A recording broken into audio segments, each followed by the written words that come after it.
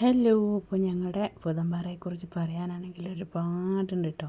ഇപ്പോൾ ഡിസംബർ ജനുവരിയൊക്കെ ആകുമ്പോൾ ഈ തണുത്ത കാറ്റിങ്ങനെ ഉണ്ടാവും കേട്ടോ. രാവിലെ തന്നെ അടിപൊളിയാണ്, പറഞ്ഞാൽ തീരില്ല.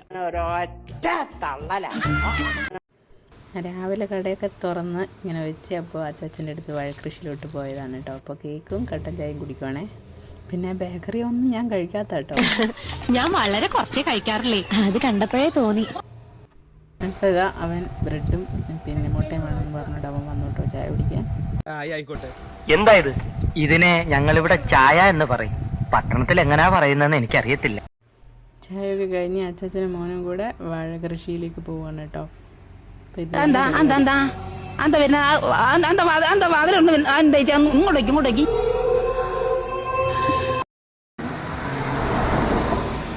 ഈ രണ്ടുപേര് എപ്പോഴും വന്ന് എൻ്റെ കടയിലുള്ള സാധനമൊക്കെ തീർക്കുക.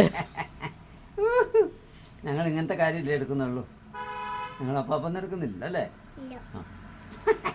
നമുക്കിത് വേണ്ട.